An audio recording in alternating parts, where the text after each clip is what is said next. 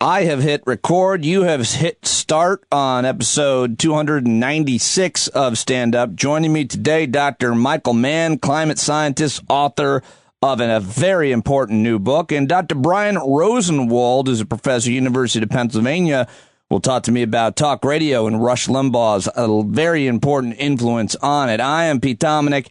Time to stand up with me right now. Hello there, my friends. Thank you very much for joining me, for supporting me. I've got two excellent guests that we'll get to in a little bit here. I want to thank you for tuning into this daily podcast. Mary Marsh sent me a very nice email I wanted to share with you. She just said, I just wanted to thank you for the great work you are doing. I love the intro segment and the news dump. Personally, I liked it when you had Trump doing the sound, but people are coming up with some very creative stuff. I listen to every episode start to finish. I also love the little bit at the end after the music, the very end of the show. More and more of you are finding out about that little secret. You're putting so much work and effort into this, and it really shows. So thank you again. Thank you, Mary. Lots of nice emails like that coming in all the time. I usually don't bother reading them right here on the podcast, but it's nice to share them from time to time. Let you know that there are more and more people listening and signing up to support the podcast and be members of our amazing community all the time. Psyched to have you. If you aren't already a paid subscriber and a member of our community, give it some thought. Do it now. Patreon.com/Pete Dominic, or just go to the paid subscription link in the show notes. Also sign up to give the show a 5-star review and maybe write some comments like Mary just did on Apple Podcasts. Okay, now that all of those things are said and done, lots to get to in the news. This, again, is a daily podcast where I talk with experts about the important issues that are affecting them, their families, your community, your country, and your planet. And I always open the show, well, almost always, with this news segment I like to call first part, The Last 24. Share with you some sound bites, some commentary from the last 24 hours in American news. I usually tape this between 10 p.m. and 2 in the morning, the intro and this opening segment.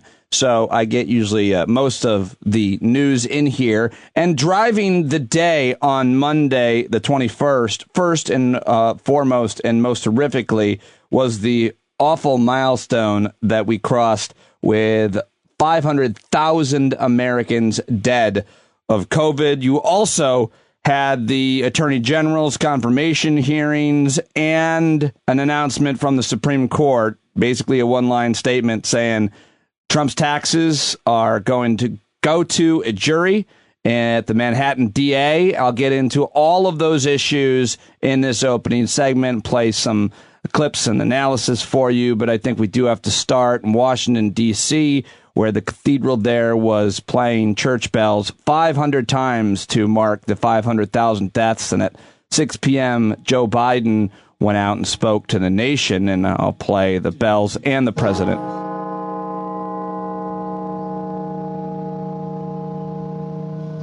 Day, I receive a small card in my pocket that I carry with me in my schedule. It shows the number of Americans who have been infected by or died from COVID-19. Today we mark a truly grim, heartbreaking milestone.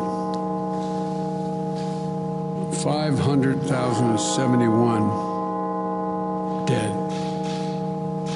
That's more Americans who have died in 1 year in this pandemic than in World War I, World War II, and the Vietnam War combined. That's more lives lost to this virus than any other nation on earth. But as we acknowledge the scale of this mass death in America, we remember each person and the life they lived. There are people we knew. There are people we feel like we knew. Read the obituaries and remembrances. The son who called his mom every night just to check in. The father's daughter who lit up his world. The best friend who was always there. The nurse and nurses, but the nurse who made her patients want to live. All right, that's President Joe Biden yesterday marking the 500,000 U.S. COVID deaths at the White House candle lighting ceremony. Moment of silence after the president spoke with First Lady Jill Biden, as well as the Vice President Kamala Harris and Second Gentleman Doug Emhoff standing outside for the candle lighting ceremony, a moment of silence. And it is always interesting. I thought this yesterday afternoon, and worth mentioning that the Vice President of the United States is a woman. I always think that when you're thinking about America and where we're at and how tough the situation seems to be, you're always looking for silver linings and positive moments and lights. And I think it's always worth remembering that Kamala Harris is the Vice President of the United States. And whether you are a big supporter of hers or not, I think the fact that there is a woman at such a high position is just a really good thing for my daughters and for the country, I think, for our society, right? Okay, so I just wanted to try to say something positive coming out of that horrific milestone. And also want to share with you another big story yesterday. The Supreme Court denied the president's appeal and cleared the way for the Manhattan DA, Cyrus Vance, to obtain Donald Trump's financial records. Here is MSNBC's Pete Williams breaking the news story on Monday morning, actually. Well, it's a one-line order, and it means it's the end of the road for the president's years-long battle to keep his tax returns away either from Congress or from Cyrus Vance, the New York prosecutor who has a grand jury looking at President Trump's personal and corporate finances. You may remember the president initially fought this in round one by saying that as sitting president, he was immune from any part of the criminal justice system, including grand jury subpoenas. The Supreme Court rejected that argument. And by the way, the Trump justices also rejected that argument and said, you know, you can go back to court and say, like any ordinary citizen, that the subpoena is overbroad, which is what his lawyers did, but they lost in two of the lower courts, before a federal judge and a federal appeals court. So the Trump lawyers filed an emergency appeal with the Supreme Court last October. That's how long this has been sitting on the Supreme Court's doorstep. My guess is that the court wanted to stay out of any suggestion that it was getting involved in politics, so held back doing anything during the campaign and then during the fights over the election and then during the impeachment process. And now that that's all clear, the Supreme Court's brief order has come out. So this means that the grand jury can get now tax records covering 8 years. And it's clearly expanded beyond what it was originally formed to look at, which was Michael Cohen's allegation that the president misstated his finances depending on whether he was trying to get a loan or avoid his taxes. Vance has said that it's going to be much broader. It's going to look at falsifying business records, insurance fraud, tax fraud. All Vance said today is, quote, the work continues. So this is a massive development, a lot of reaction to it. The Supreme Court, without comment, denying Trump requests to keep tax records from Manhattan District Attorney. Of course, it would have been great to have him while he was president. More importantly, before he was president, that was always one of the issues that irked the hell out of me. How could we not all be on the same page with seeing any politician's interests, financial interests, as transparently as possible, so we know that they're not screwing us by making deals that are in their best interest, not necessarily in our best interest, especially since Donald Trump had always done so much, everything, only in his best interest. We knew that he was going to sell America off piece by piece but then rename it and put his name on top of every single piece that he sold. But still, we didn't get to see his taxes. Well, now we will.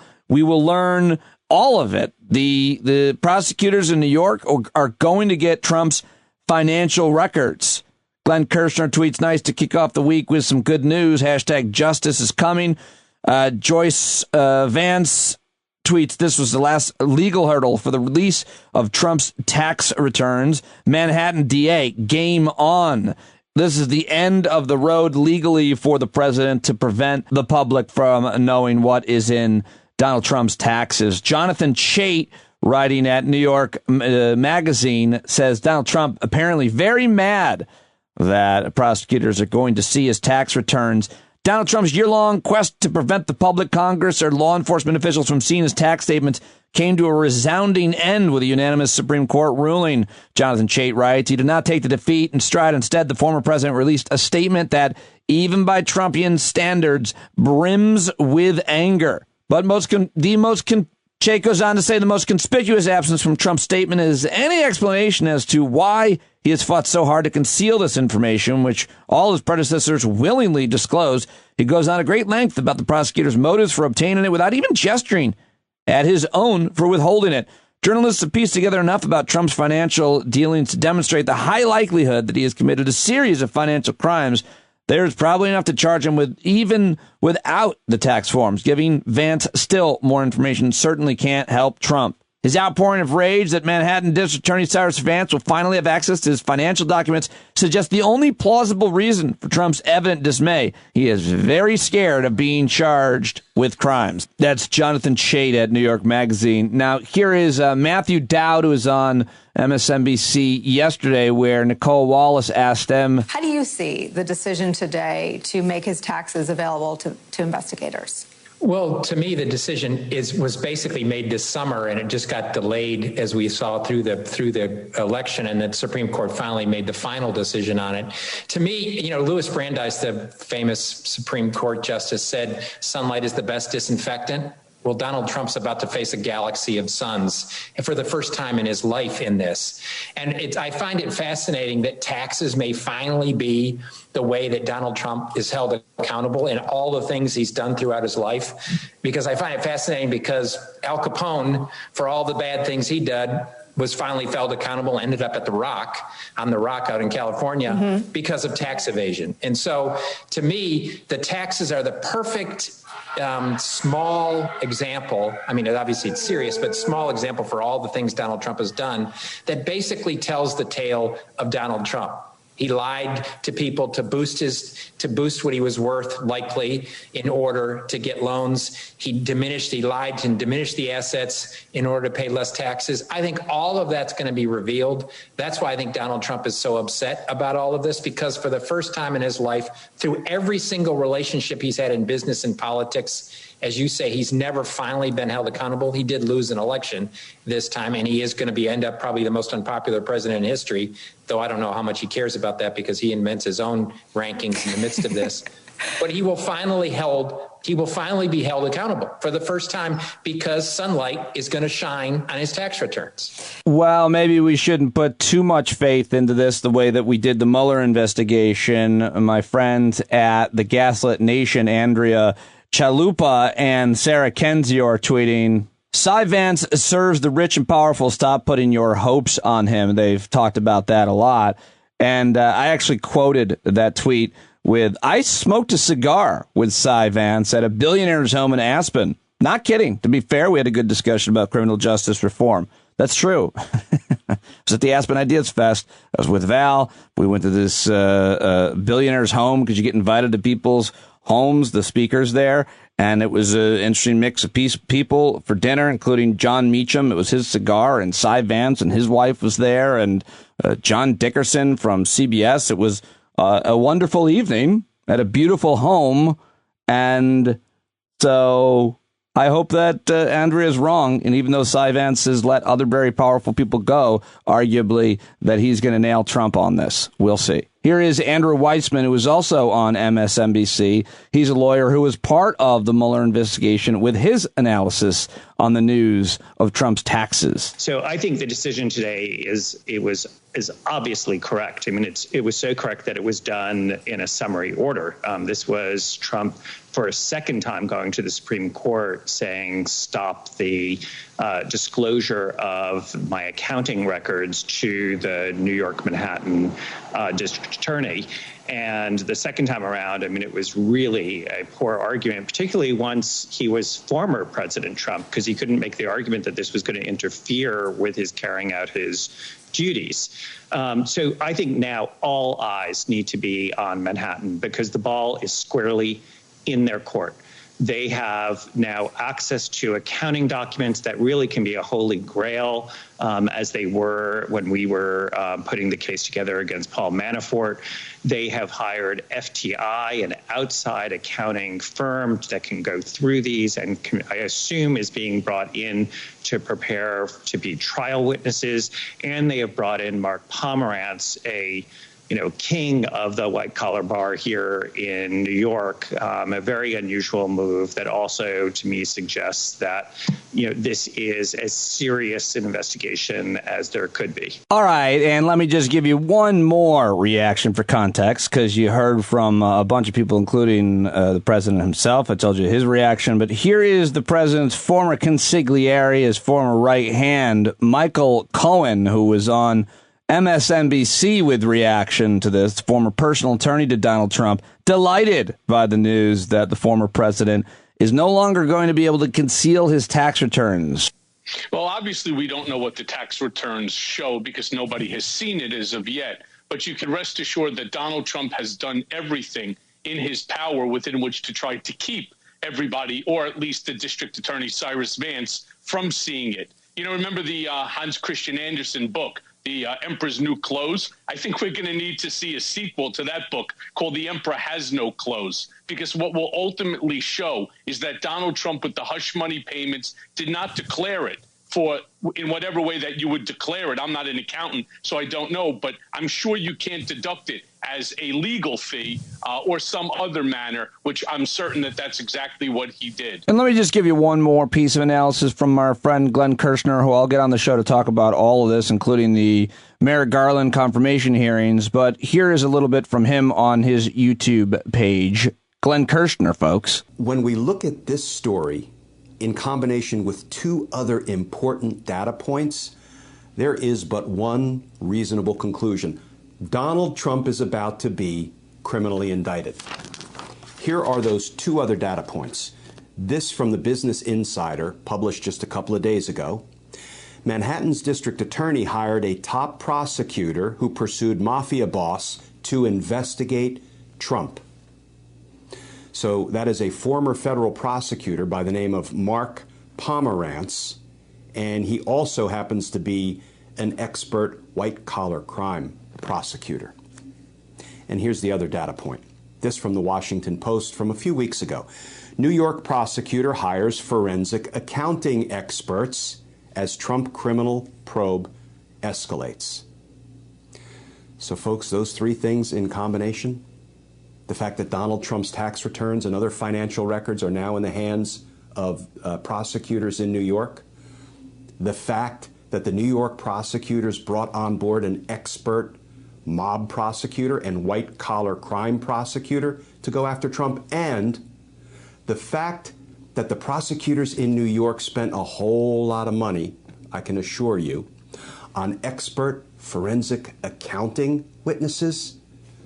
Mark my words, Donald Trump is about to be criminally indicted. Well, I don't know if I'd want to stake my reputation, my credibility on analyzing these types of criminal prosecutions on this. But, oh, wait, I don't have one? And, okay, fine. So I'll go with Glenn Kirshner because that sounds good. I hope he's right. All right, moving on to the final big story of yesterday. It's the confirmation hearings of Merrick Garland, folks. All right, he is a 69-year-old Chicago native. He went to Harvard, where he got his undergraduate in legal education. He was a law clerk at some pretty big-name places, United States Court of Appeals for the Second Circuit. He is currently a jurist on the United States Circuit Judge. He's a circuit judge at the United States Court of Appeals for the District of Columbia Circuit. He's been there since 1997. Of course, President Obama, nominated him to serve as an associate justice of the Supreme Court on the court in March 2016 after Antonin Scalia died, but that scoundrel Mitch McConnell did not let it happen. And of course, now this is where we're at. Merrick Garland is now Joe Biden's nominee for Attorney General. And so his hearings began yesterday, And in his opening statement, he spoke strongly about the rule of law, the attorney general not being the president's personal attorney working for the president, but for the American people.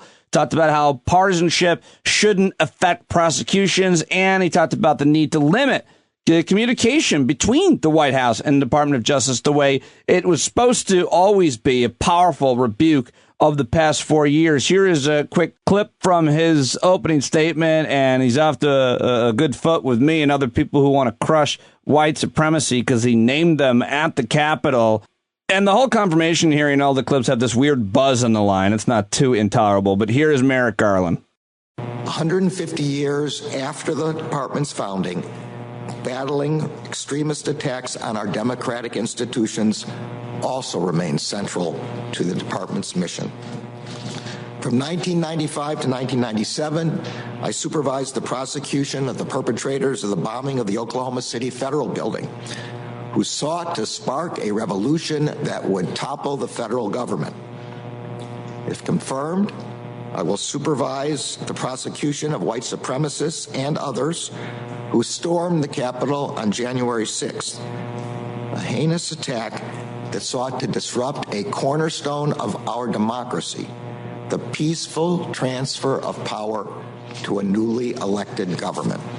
All right, and that's from the opening statement. I also want to share with you, this clip went pretty viral between Senator Tom Cotton and Merrick Garland. Take a listen. Yes, I think discrimination is morally wrong. Absolutely. You're aware that President Biden has signed an executive order stating that his administration will affirmatively advance racial equity, not racial equality, but racial equity. Yes, and I read the opening of that executive order, which defines equity as the fair and impartial treatment of every person without regard to their status, and including the individuals who have been in underserved communities where they were not accorded that before. But I don't see any distinction between in that regard. That's the definition that was included in that executive order that you're talking about. Julia Craven is her name, a writer at Slate, writes, the premise of Cotton's questioning hinged on the specter of, quote, reverse racism, that the idea that racial equity would somehow be detrimental for white Americans. Achieving equity requires people to be treated based on their need in order to reach an equal outcome. Equality simply means everyone is treated the same, which ignores the impact of systemic oppression and the disparate outcomes it causes. If anything, his issue with the distinction and his twisting of the death penalty scenarios confirms everything we know about Tom Cotton's views on racism. And let's get to that conversation. The back and forth that he had with Tom Cotton about capital punishment, about execution, the death penalty, because Tom Cotton loves killing American citizens, and Merrick Garland, a lot of us, not so much, but it seemed like Tom Cotton was real incredulous that Merrick Garland didn't love killing American citizens. Judge, you spoke at the outset, as did have several other senators, about your outstanding work in the 1995 Oklahoma City bombing case, in which you were part of a team that helped to bring to justice a white supremacist mass murderer, Timothy McVeigh. He was sentenced to death. That death penalty has been carried out. Do you regret the fact that Timothy McVeigh received the death penalty and has been executed? Look, I supported it, as I said in my original Senate hearing when I became a judge. Originally, I supported the death penalty at that time for Mr. McVeigh in that individual case. I don't have any regret, but I have developed concerns about the death penalty in the 20-some years since then. And the sources of my concern are issues of exonerations of people who have been convicted, of sort of arbitrariness and randomness of its application because of how seldom it's applied and because of its disparate impact on Black Americans and members of other communities of color. Those are the things that give me pause. And those are things that have given me pause over the last, as I thought about it over the last 20 years. Judge, if you were confirmed as Attorney General and there was another case like Timothy McVeigh's where a white supremacist bombed a federal courthouse, killing 168 Americans, including 19 children, and your U.S. Attorney sought your approval for the death penalty, would you give him that approval? So I think it depends on what the development of the policy is. If the president asks, or if we develop a policy about moratorium, then it would apply across the board. There's no point in having a policy if you make individual discretionary decisions. So if that's the policy, then that would be the policy. Tom Cotton just did not want to let that go, but it had to. It had to end. And so finally, I wanted to share with you this moment that Judge Merrick Garland got pretty emotional when Senator Cory Booker of New Jersey asked him this. It's about this, and I've been really inspired. But it gets back to me with this question, and then my time is up. Yeah. You've talked to me a lot about your thoughts about this, and I've been really inspired. But it gets back to me, to your conviction in this issue and your determination to go down at a time when our nation needs this, to go down as one of the great leaders when it comes to dealing with the daily unconscionable injustices faced by some Americans and not others at the hands of law enforcement. And I think that one thing you said to me privately particularly motivated me to believe you when you talk about your aspirations. And I'm wondering if you could just conclude by answering the question about your motivation and maybe some of your own family history in confronting hate and discrimination in American history. Yes, Senator. So, I come from a family where my grandparents fled anti-Semitism and persecution.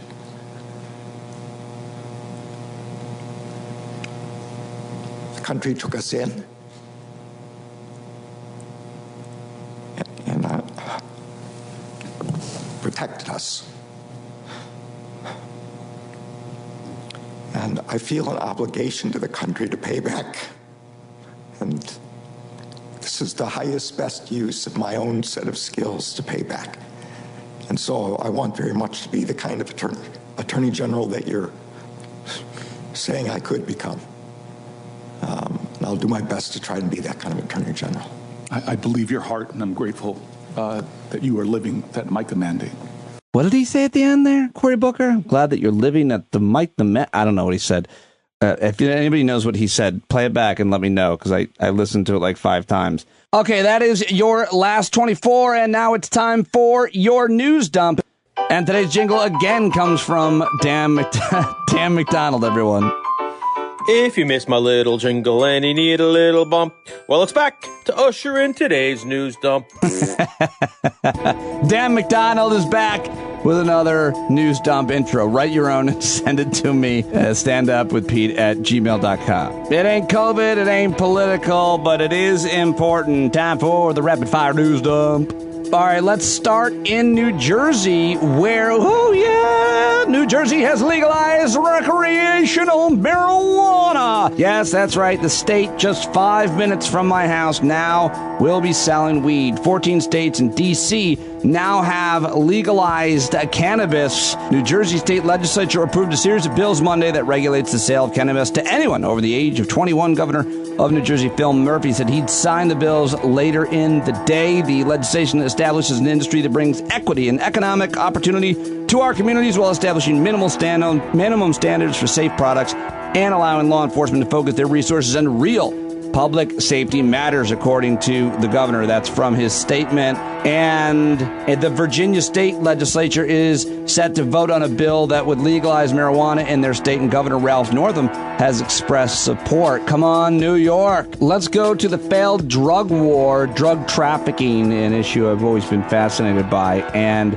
the wife of El Chapo Guzman was arrested yesterday in Virginia at the airport Dulles on international drug trafficking charges, with prosecutors accusing her of participated in a conspiracy to distribute cocaine, meth, heroin, and guess what? Marijuana. She could have just gone to New Jersey for import into the United States. I say grow your own. She's also accused of conspiring with others to assist El Chapo in his July 2015 escape from prison. Prosecutors said she also planned with others to arrange another prison escape for the drug kingpin before his extradition to to the U.S. in January of 2017. El Chapo's lady now going to jail. Come on, hugs not drugs, lady. NASA has released stunning new video for the first time Monday from its Perseverance rover's audacious landing on Mars last week, according to ABC News. The footage, shot from multiple cameras, capture the rover's entry, descent, and landing on the red planet's Jezero crater on February 18th. If you haven't seen it, you must watch it. It's so interesting, fascinating, and exciting. And here is a dramatic story. The upheaval over the jailing of Russian opposition activist Alexei Navalny has reached the NHL, National Hockey League, where New York Rangers star Artemi Panarin is on leave after what the team calls intimidation. This guy apparently is an outspoken critic of Vladimir Putin, who, of course, voiced for support for Navalny last month. He's one of the NHL's 38 Russian players, and in a weekend story, a Russian tabloid, a former coach claimed that the player had attacked an 18-year-old woman in Latvia in 2011 when he was 19, according to the Associated Press. The coach, former NFL player Andrei Nazarov, said this hockey player's support of Navalny motivated him to speak out. He claimed that Panarin punched the woman to the floor of a bar, but the case wasn't pursued by authorities because a bribe had been paid.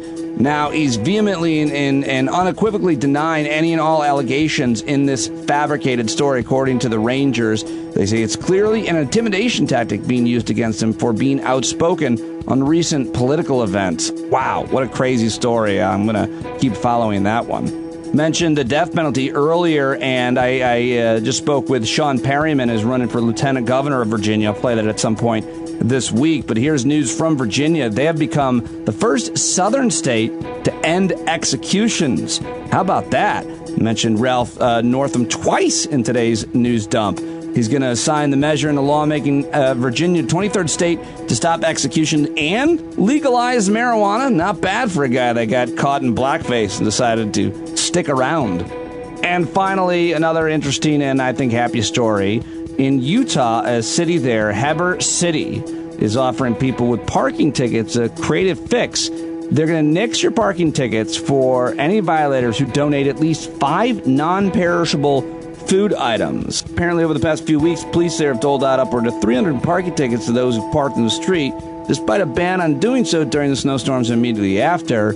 But that's when local police decided to squeeze some good out of this situation, setting up a drive that allows those who receive parking citations to wipe out their tickets by donating food, according to Utah's KPCW. Well, how much are the tickets worth? I mean, in New York City, the tickets, I used to get the parking tickets, were $65. I mean, that's a lot more than a few cans of food. I would have loved a similar type of amnesty program for that. All right, that is your news dump, ladies and gentlemen. And thank you very much for listening to the first part, the first 2 segments of the show, which cover the news. Tell your friends the best daily news recap, including the news dump in the last 24, is Stand Up with Pete Dominic. You'll love to wake up with my friend Pete. Tell your friends that. Speaking of friends, joining me first, I've got coming up Brian Rosenwald, who I talk with about Rush Limbaugh and his legacy on radio and the Republican Party. I thought it was a very interesting conversation. He's a scholar at University of Pennsylvania on talk radio. But first, I've got one of the most respected, distinguished professors of climate science in the world. He has joint appointments in the Department of Geosciences and the Earth and Environmental Systems Institute at Penn State University. In 2019, he received the Tyler Prize for Environmental Achievement, often called the Nobel Prize for the Environment. He's the author of 5 books, and in 2020, he was elected to the U.S. National Academy of Sciences, and I'm proud to call him my friend. He tweets at Michael E. Mann, that's 2 N's, and his new book is The New Climate War, the Fight to Take Back Our Planet. Here now, my conversation with Michael Mann. Yeah, new book from Dr. Michael Mann gets me very aroused, very excited. I don't care if it's an article or a tweet or a book. It's arousing to me, and sorry for using sexual undertones, but that's how your work makes me feel, sir. Welcome to the show. Thank you for joining me, and congratulations, The New Climate War, sir. Oh, thanks. I'm a little concerned about the impact it's had on you, my friend, but nonetheless, I do appreciate the kind words. I know it's a weird way to start. I know you're doing a lot of interviews for this book, but I'm very honest about how the advocacy and the work and the scholarship of yours makes me feel. So the fight to take back our planet. This is a really interesting book because you just have no more fucks to give, sir. I mean, that's how I would describe this. You go after every person in article and movement and sub-movement and sub-article and tweet that is wrong. And you name the names, and it's super important and interesting, and I will say bold and brave, because you've received a lot of abuse over your life and career for being so. But I feel like, how would you describe the new climate war as different from some of your previous books?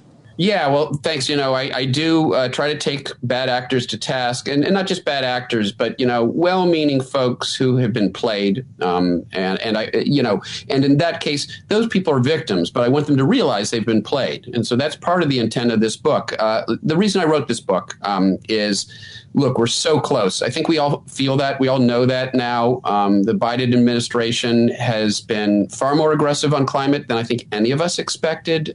We've got a Democratic Congress that can actually pass climate legislation, even if it ends up being through reconciliation. So the U.S. is back. Today, we rejoined the Paris Accord. I mean, we are literally back. And it's a reason for cautious optimism. But we still have obstacles in our path. And they are far more insidious because the new climate war has replaced the old climate war, which was an assault on the basic scientific evidence. And I spent decades in the crosshairs because of the hockey stick curve that my co-authors and I published a couple decades ago. I was at the center of these attacks on the science. Well, look, you can't deny that climate change is happening anymore. Climate contrarians, the forces of inaction, I call them the inactivists, can no longer credibly say that climate change isn't happening. All we have to do is open up our eyes, look out the window. We can see what's happening. So instead, they haven't rolled over. They haven't given up, but they've turned to a whole new array of ever more insidious tactics to keep us addicted to fossil fuels. And that includes dividing us, deflecting attention from the needed policies, throwing out false solutions, et cetera. And we can get into those details, obviously, but that's what it's about. We're so close, but we do have these obstacles in our way. I want people to recognize them. I want people to be in a position to fight back against this rearguard assault on climate action. Everybody listening to the show right now has heard you here before and has heard a lot of different advocates and journalists talking, but I feel like if you're interested in all in this issue, you read articles, magazine articles or books about it, you're really going to like this new book because it's so relevant. You take on so many of these new books and documentaries, from Michael Moore to David Wallace, David Foster, what's his name? David Wallace Wells. Again, well-meaning, but his book really did sort of slip into that chasm of doomism. So and I want to talk about all that with you, and the book goes in great depth in it, but we have this week a really good example of what you're talking about. And obviously your book was published and put out in January, but you write about a lot of scenarios that we went to press in August. Yeah, which is important too, because Trump was still president. You didn't know the future, but it's all still so very relevant. And so let's apply it to what we've seen this week with the horrible situation in Texas and the immediate blame going on wind turbines that had frozen. What is happening this week that your book illustrates? Oh, my goodness. There's so much. I think you put your finger on it. Look, the vestiges of denial, but it's a classic example of soft denial. Interestingly, you don't see the pushback by Republicans, by Fox News and their sort of attack machine. You don't even see pushback against the idea that climate change might be having some role here. That's what's so remarkable to me. Instead, they went after the solution, right? That's the new climate war. Don't attack the science. People can see that freaky stuff is happening, but go after renewable energy, discredit renewable energy, because look, the inactivists, they don't care about the path you take. They just care about the destination. They want you disengaged. You know, they want us, the forces of inaction, the inactivists, they don't care about the path we take. They just care about the destination. They want us disengaged. They don't want us out there demanding action. Yeah, and this week, what we saw with, the complaints about wind turbines, that was such a great example for them to latch onto, and the entire kind of right-wing conservative echo chamber all jumped all over frozen windmills. And why is that such a pile of bullshit at the top of Bullshit Mountain? Yeah, I mean, it's right out of the New Climate War. There's a whole chapter on this.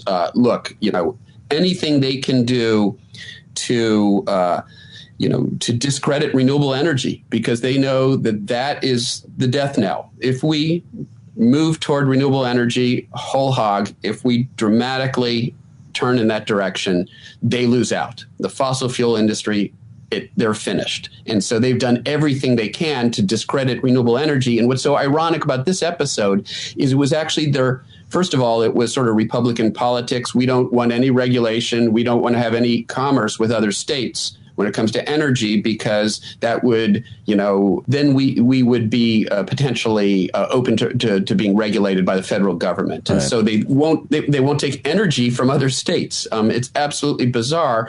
And in this case, what failed them was their fossil fuel infrastructure. It was natural gas. It was a shortage of natural gas. It was the fact that leads were freezing. They had been warned, I think, something like 50 citations from the federal government, from FERC, about the inadequacy of their energy infrastructure, particularly the need to weatherize it. Because, contrary to popular opinion, in deep winter in Texas, it can get really cold. This is an unusual event, but it's not a record event.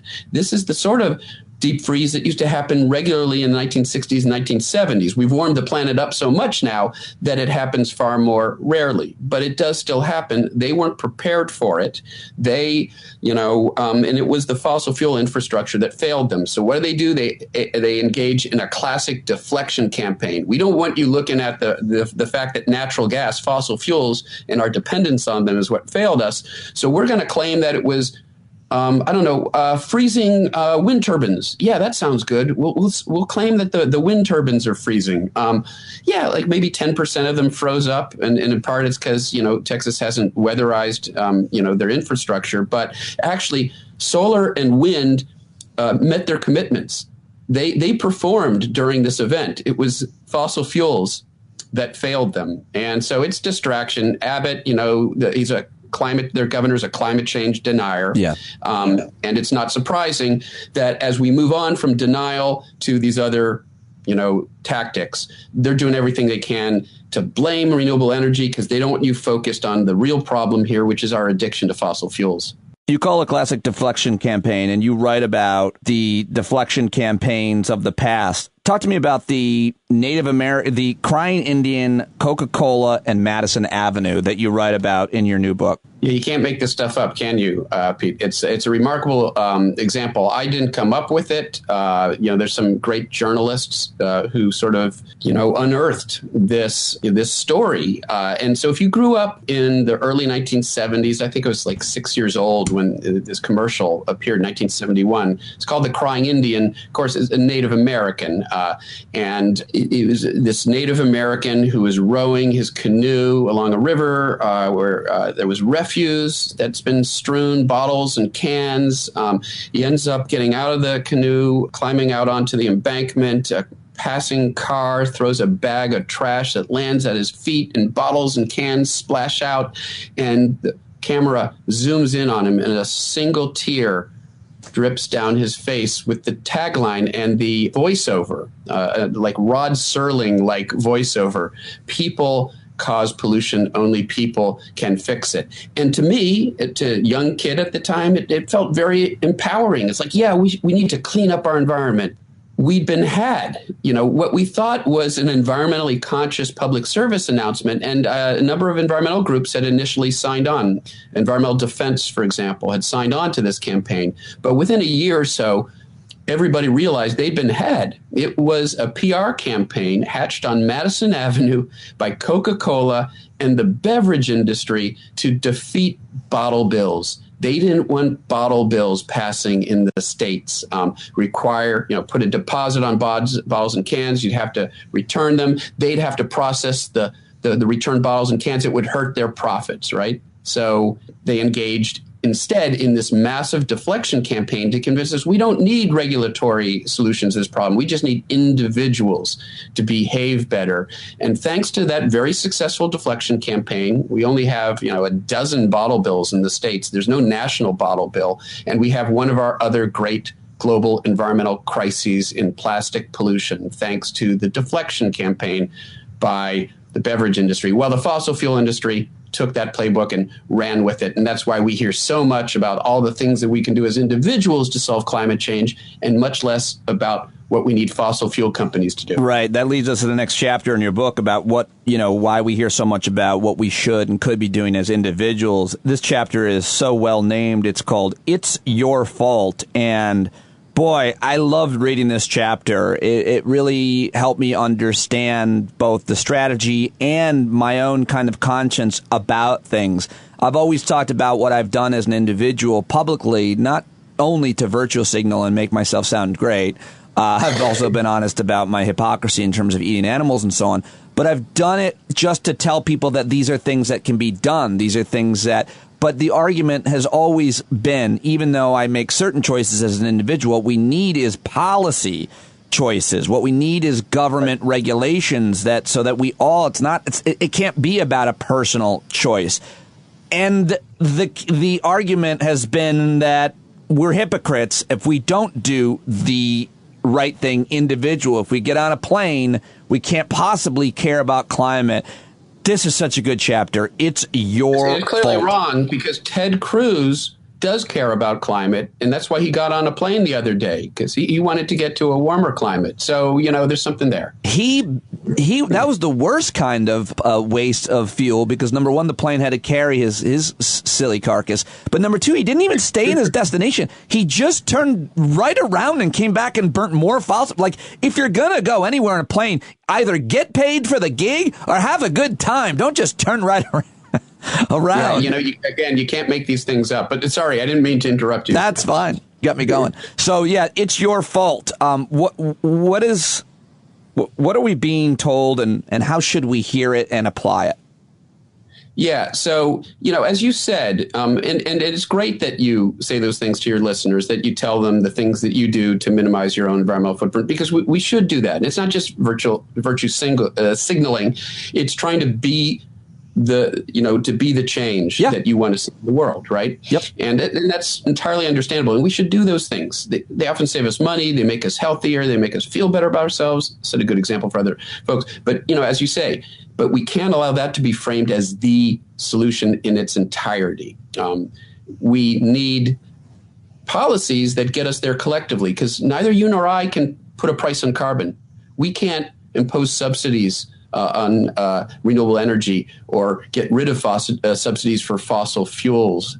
We can't ban new fossil fuel infrastructure. These are things that only our policy makers can do, and they are absolutely necessary if we are to decarbonize our economy, to decarbonize our civilization, as we need to do. So we can't allow them to distract us, to deflect attention entirely from the needed policy solutions to individual behavior. And let me just give this example. The individual carbon footprint calculator was invented by BP, British Petroleum, in the early 2000s, because they didn't want us focused on their carbon footprint, the overwhelming carbon footprint being the fossil fuel industry. They wanted us instead looking at our own carbon footprint. And so that's the tactic. And the problem is we see that framing even in, the New York Times, that has very much bought into that. It's all about individual behavior framing. And it's distressing, because it does lead us in the wrong direction. It does provide an opportunity for polluters to get off the hook, right? Yeah, and it's so brilliant. It's such an effective and brilliant campaign to make us think about ourselves and what we can do as individuals. and play to that, because God forbid there ever be a policy, a law that is passed that actually protects all of us and not punishes them. They make a little less money maybe, and in the long run, they don't go out of business. You know, had we regulated the financial industry, there would still be a whole lot of firms in business and people who still had their homes.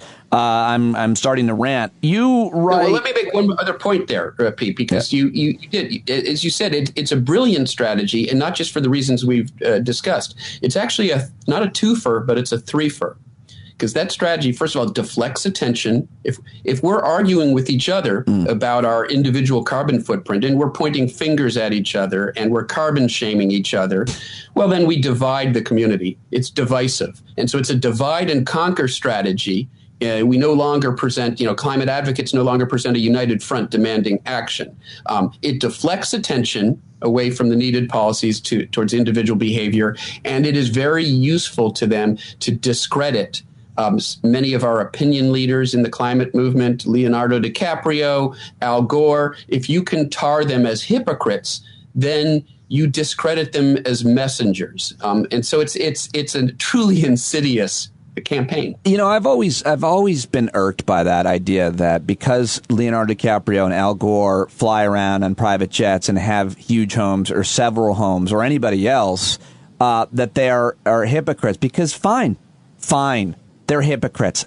Even if I conceded that, which I don't, but even if I did, I would say it's not about your individual behavior. If you're flying to a place to influence an organization, a country, a group of countries to pass a policy that will vastly clean up the atmosphere, I'll take your big mansion. I'll take it. That's why I always hate this.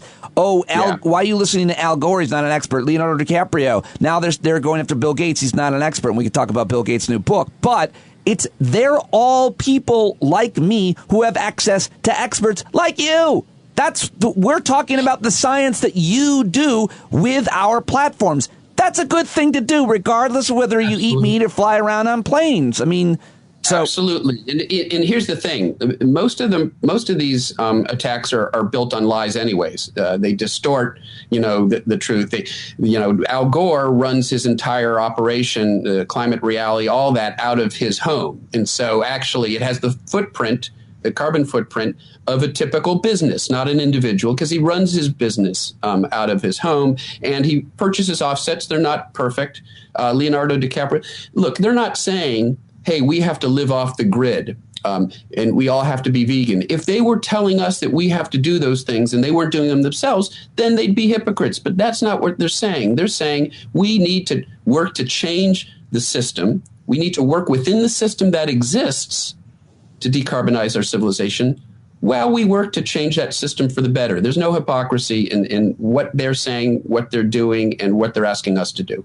In Chapter 8 of your new book, The New Climate War, it's titled The Truth is Bad Enough. And in this chapter, you introduce us to, or at least this is the first time I've really heard a lot about it, doomism and doomists. You write, on one hand, inactivists, as we have seen, attempt to downplay the threat of climate change or even argue that it'll be good for us. And you name some names and what they're doing. But then you go on to say, but if the inactivists tend to understate the threat from climate change, there is a segment of the climate activist community that not only overstates it, but displays a distinct appetite for all-out doomism, portraying climate change not just as a threat that requires urgent response, but as an essentially lost cause, a hopeless fight. And again, we touched on this just briefly at the very beginning, but you name names, you talk to us about doomism and doomists and why they are wrong. Why are they wrong, these people? Aren't they scientists too? Aren't they realists as well? Yeah, and as I was thinking about it, I do use the term climate doom porn in that chapter. And I was wondering if that might have elicited your initial response. As a matter of fact, I did underline that line. Oh, wait, I underlined this one, too. If your midlife crisis has caused you to give up on the future, then step aside, get out of the way, but please don't obstruct others stepping forward to the battle. That's about them. But where is that? Anyway, that was a great line. Yes. I did read it and I did laugh at it and it did make me aroused. Yes, is the answer. So, I mean, but it's an appropriate term because I won't speak to arousal, but it does elicit sort of an adrenaline response in the same way that like an action adventure film does. When you read the sort of vivid portrayals of climate doom in these books or these magazine articles, I think it has the same sort of impact on us, sort of generates this adrenaline rush in the same way that, a post-apocalyptic film does. And so it's sort of, what bothers me is that it's sort of preying on some of our instinctual responses to lead us down the wrong path. Because if we truly are led to believe that it's too late to do anything, then why do anything? That's really the point. And many of these doomist narratives do portray it as climate change is a fait accompli. And just one last point about that. And they do it premised on a distortion of the science. And that's what's so problematic. If it would be one thing if the science said that, if the science really did say that we're doomed, then I'd be the first to admit it. But it doesn't. And what they do is they distort, they literally invent scenarios that no climate scientist would consider plausible, like runaway methane caused warming that'll end all life within 10 years. There's just no evidence for anything like that. I'm glad to hear that. I think you cite one guy who I think, I just want to go into one for sake of time, an article has been as influential and changing people's minds or affecting people. I mean, I heard so much from this. Ask Michael Mann about Jonathan Franzen when it came out, and you write about it in The New Climate War. What did he say? Yeah. Why is he wrong? Yeah. So that was and you actually quoted, that quote about, your midlife crisis, get out of the way, let these kids, try to save the planet for themselves if you're not willing to. And that, so Franzen, is one of those, well, it's the same demographic that you and I are in, older white males, a privileged, let's admit it, a privileged demographic. And it's easy for us to say, oh, well, sorry, we ruined the planet for you. But I'll continue to, live my comfortable life while, not fighting for you because it's too late for me to do anything for you. That is so pernicious. It is so dismissive of younger generations. And Franzen literally takes to task individuals like Greta Thunberg, who are out there trying to raise awareness. It's problematic in so many ways, but, the privileged older white male telling these kids that they should stop, that he literally uses the term Disney to dismiss what they're involved in. It's a Disney fantasy.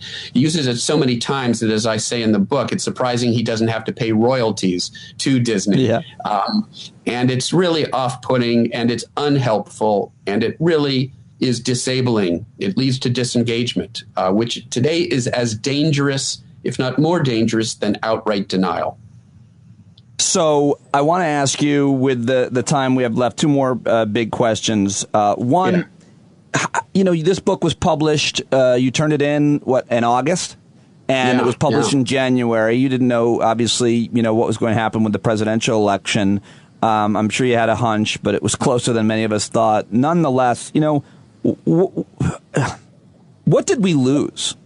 I feel like during Trump's 4 years, I was really much more pessimistic at the beginning than I normally am. And I thought we would lose so much more on the issue of energy sustainability and fighting the climate crisis. I feel like we didn't lose as much as I was initially concerned we would. But what did we lose, and how do we get back to where we might have been going in 2016? And I suppose you're probably going to say something about the pandemic and what that taught us. Sure, happy to comment on that. But I'll say, what we lost was the greatest asset that we have, time. And we can't get that asset back. That's the problem. Right. So we lost 4 years during which we should have been working dramatically to decarbonize our economy.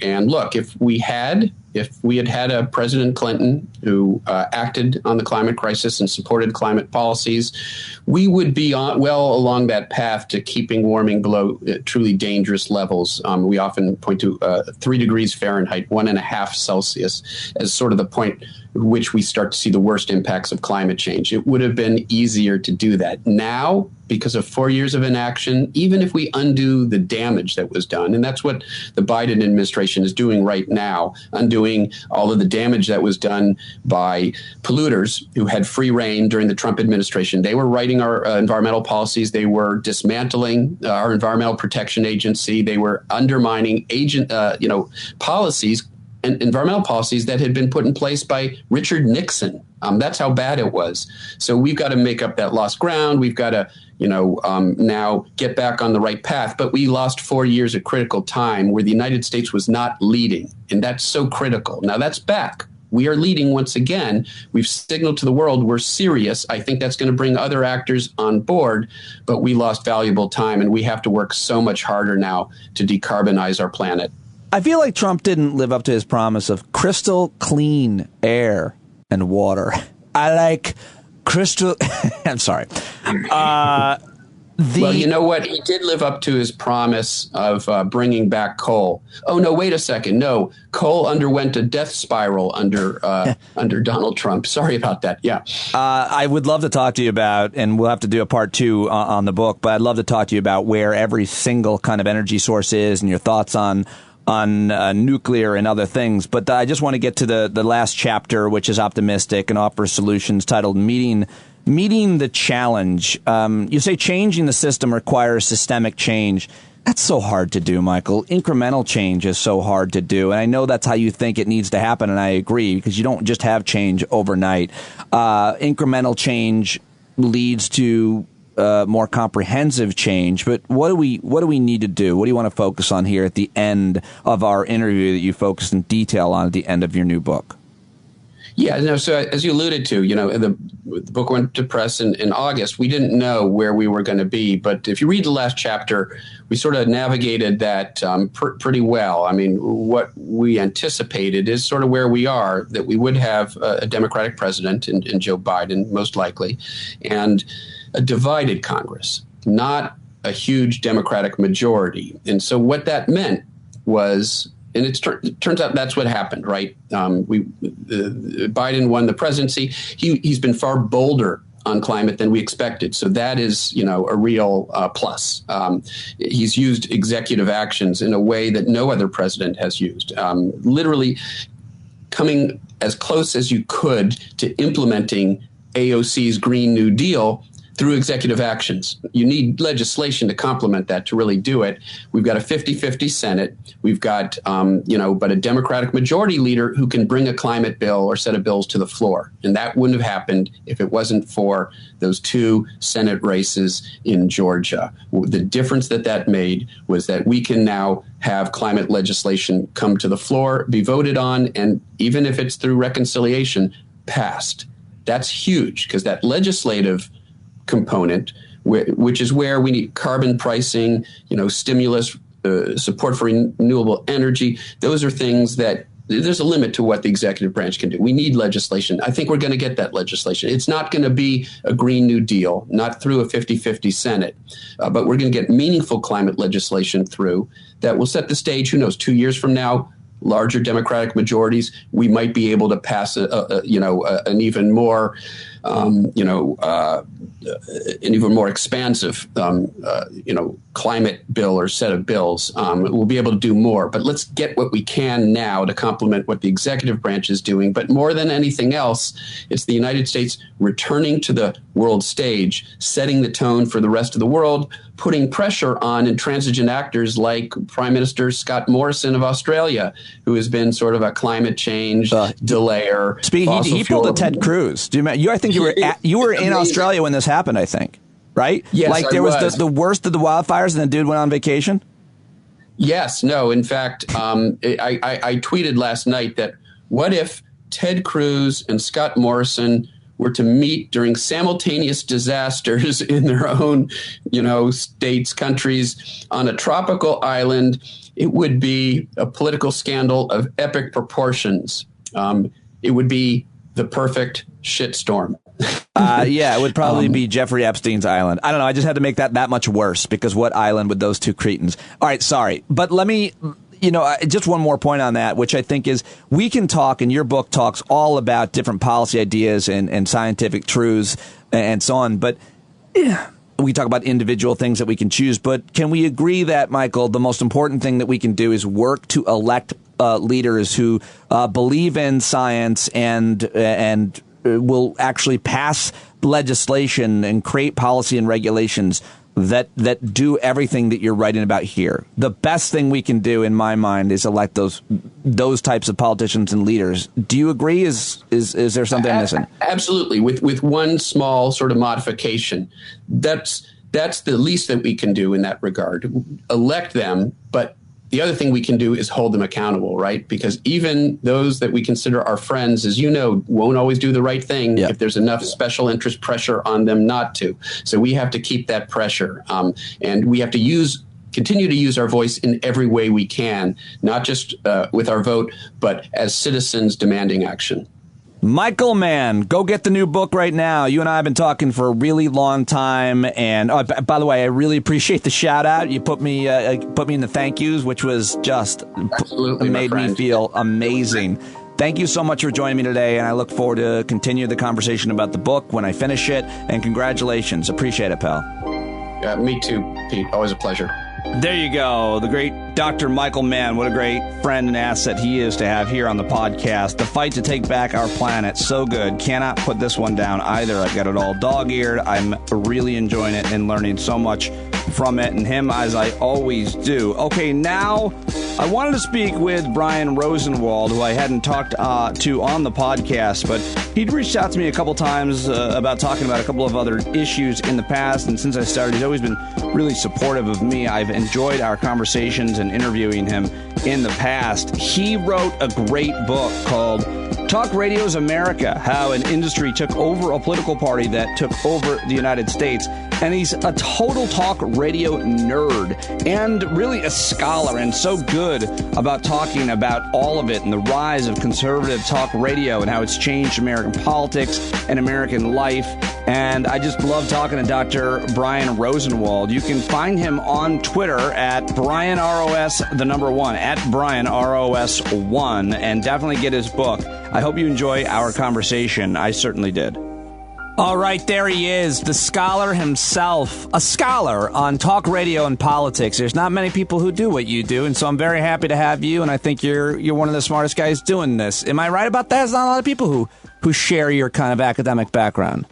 There's like 4 or 5 of us, and on Wednesday afternoons, our inbox looked like, Penn Station at like 6 o'clock at night kind of thing. Because Rush Limbaugh died. You mean because that was when, Yeah. I was trying to prep to teach my class, and all of a sudden my phone went crazy. It just started blowing up, and I couldn't even keep up for a couple hours. Yeah, and I saw, how many interviews you did last week alone, and a lot of obviously interest in the issue that Rush Limbaugh represents. So I want to have a similar conversation with you, but I mean a little bit deeper and wider as well. I mean, I talked to you when you first, I think, published your book, which goes into such great detail on talk radio. It's called Talk Radio's America, How an Industry Took Over a Political Party That Took Over the United States.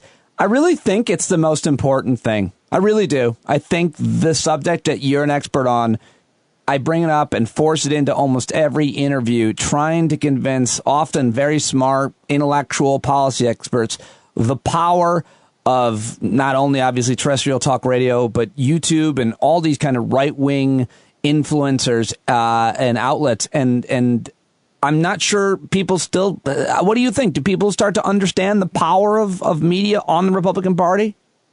I don't think so. I mean, I think in some of this is that right-wing talk radio especially flies below the radar. If you're not someone who listens to it, I would assume anybody under like 45 thinks AM radio is dead. They're like, AM radio, what's that? It's like a cassette or something. Yeah. but these stations still reach a powerful audience, and these hosts have built a bond over decades with their listeners and their friends. And when they say to them, when Rush Limbaugh is saying to them in December, he's saying, you know, we may be headed towards secession. He can deny that he was advocating for that or anything like that. But he's saying to people, that's how bad things have gotten. Like they feel that. And he amplifies their voice, and he also reflected their voice. So I think that it still flies below the radar because, you know, to some extent, if you're not listening live, it's hard to track and things like that. But if you're on the right, you get it.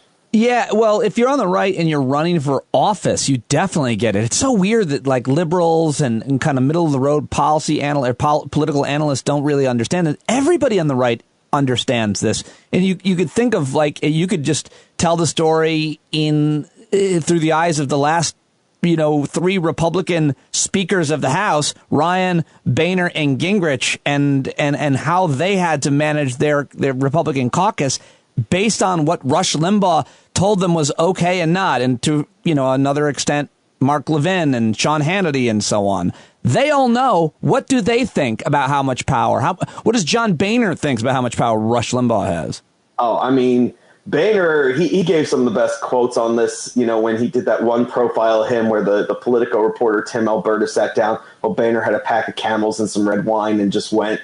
But he, you know, said that Mark Levin came along, and all of a sudden Rush and Hannity, guys who used to play golf with Boehner, who used to like Boehner, are ripping him left and right. And he had one profane off-the-air conversation with Hannity where he basically said, "What the fuck are you doing, man? Yeah. You know, you're ripping me left and right." I mean, Gingrich, one time in the 90s, he had been on like twice in the last week.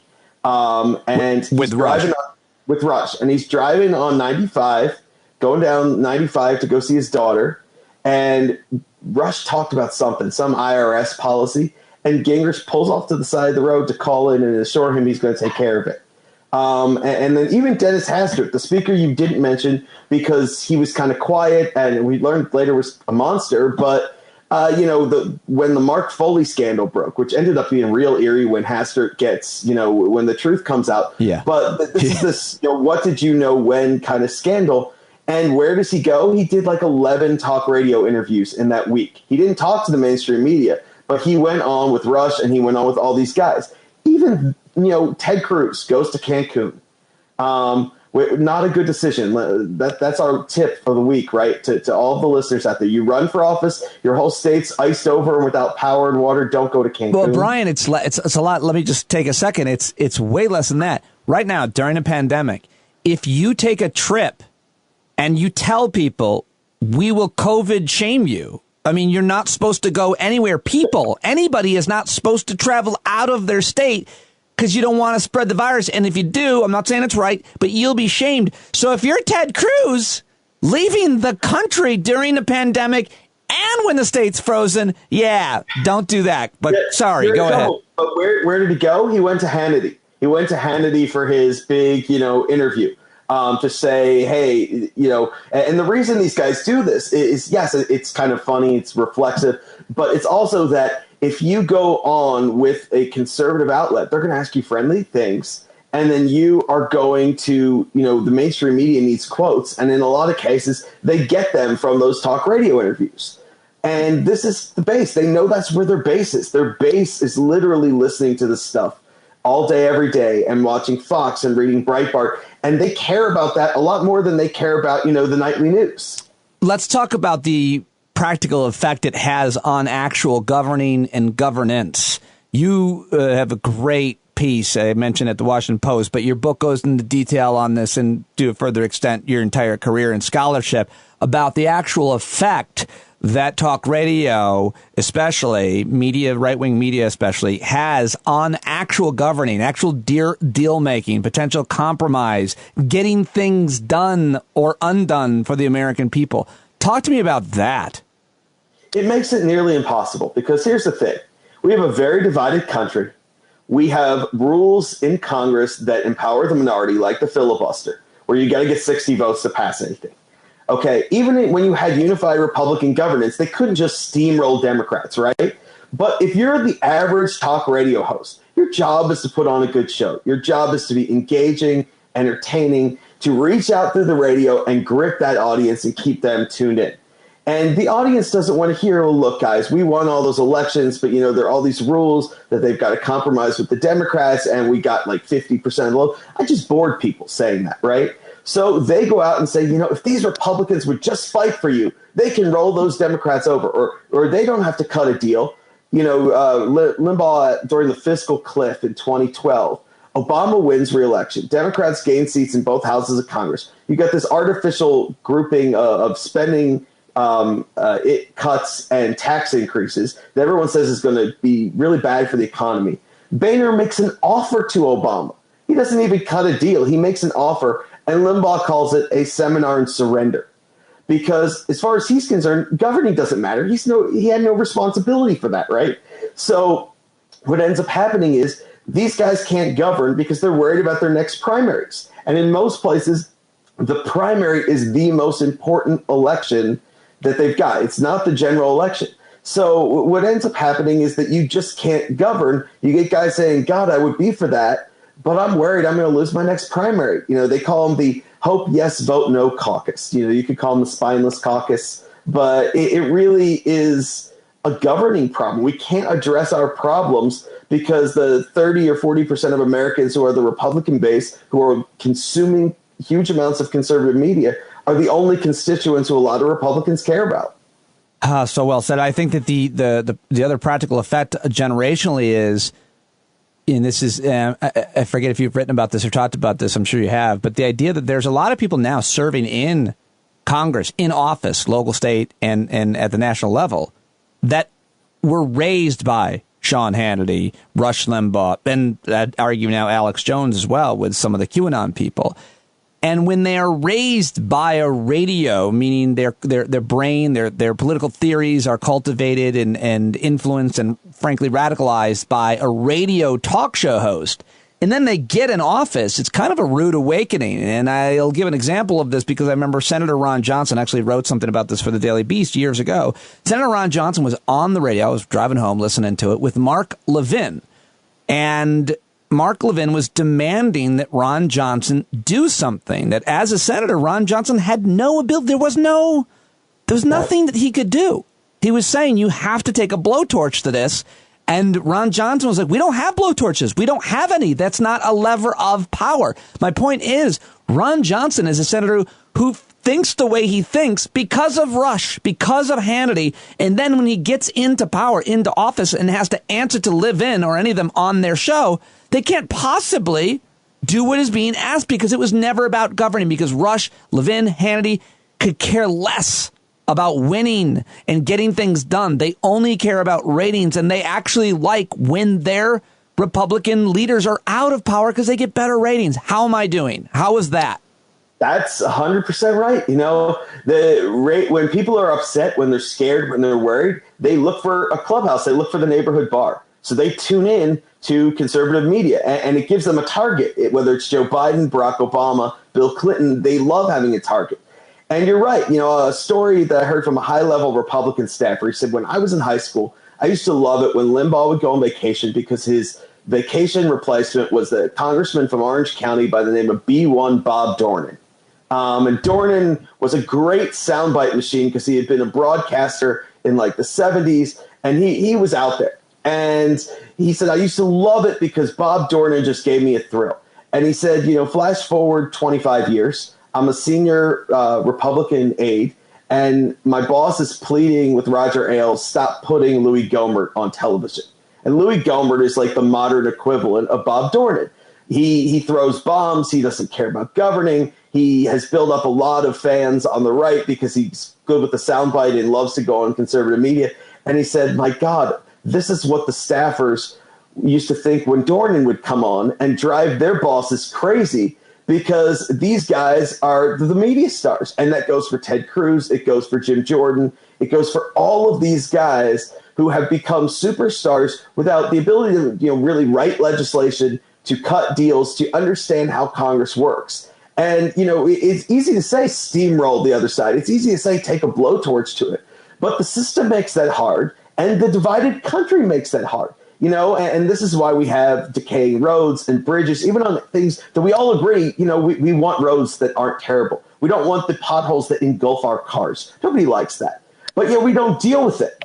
The talk radio has destroyed government so much that people don't even realize that government's role is to actually repair roads, or that taxes go to fund those reports. I mean, people have such a lack of fundamental understanding of how civics work because right-wing talk radio is there to entertain and manipulate and demonize anything and anyone that will help them sell advertising. Yeah, I mean, look, Rush, I did a TV interview when my book came out, and it was a weekend CNN interview, and then about 1 o'clock Monday afternoon, my Twitter goes crazy, my phone goes crazy, because Rush watched it. And I had, trepidation. I'm like, uh-oh, what did I do? And he's praising me. He said, this guy gets it better than anybody else who's ever written about the show or written about talk radio. Why? Because I listened to the words he said. He told people for years he had one goal, to charge confiscatory advertising rates. That's it. He was a businessman. Politics came second to maintaining the bond with his audience, to putting on a good show. He wanted you sitting in your car, afraid to go in because you didn't know what he was going to say next. And that was his goal. He was a showman. And whatever that meant saying, he said. And you know what's happened over the last 15 years is that as conservative media has proliferated, these guys have to worry about getting outflanked. They have to worry about, a caller calling up and saying, I found this article on Breitbart, or I found this article on, Gateway Pundit, or something even worse, or Alex Jones. And the host says, well, that's not true, gently. It's a conspiracy theory, it's something like that. And then what the caller says to the host is, what happened to you? You used to be one of us. You've gone soft. I mean, this happened to Charlie Sykes, was the biggest guy in Milwaukee. He helped get Ron Johnson and Paul Ryan. He built their careers. And in 2016, when he'd say to people, but this isn't true, he'd say, but, here's the New York Times or CNN. They say, why are you giving me that crap? You told me how biased they are. And what happened to you, Charlie? You went soft. And very quickly, he went from being the number one guy in his market to being getting emails with death threats and people, photoshopping him into gas chambers and stuff, because the idea was you sold out. And as conservative media has proliferated, they all have to worry about, being accused of selling out. You have a whole company, Salem. They're the only company, the only broadcasting company that only cares about politics more so than the bottom line. And they do only conservative talk, Christian talk. And if you look at what happened to their hosts, their LA show during the 2016 election, their LA morning show and their LA affiliate was Ben Shapiro, Elijah Krause, and one other person. Well, they got rid of both of them because they were not sufficiently pro-Trump. And Krause leaked the emails to CNN, or shared the emails. She didn't leak it. She was on the record showing what the executives pressuring them, being like, do you have to focus on that bad Trump thing? And Michael Medved was with Salem for 20 years. As soon as his contract was up after he was a never-Trumper, he was gone. Who did they replace him with? Sebastian Gorka, Charlie Kirk. They're not skilled broadcasters. They have two skills: to be provocative and to be pro-Trump. That's it. That's the recipe. And that's what they're looking for. And this is, it's a shame because, look, Rush did a lot of bad things. He said a lot of bad things.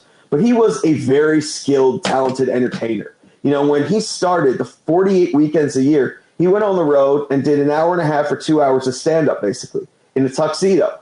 Funny things like strapping a condom over the microphone and calling it safe talk, saying it would safeguard the audience from any evil words he might enunciate. And he made all kinds of jokes about being lubed and all that kind of stuff. But he could do funny stuff. Most of the guys they've hired in his wake don't have that skill. These are guys who you don't need to listen to every day because I can tell you what they're going to say. Yeah. I mean, what has Mark Levin figured out? That if he screams loud enough, you don't actually hear the words. It's just scream and rant and loud. And you're like, okay, I'll pull these off my ears a little bit because there goes Levin again. Yeah.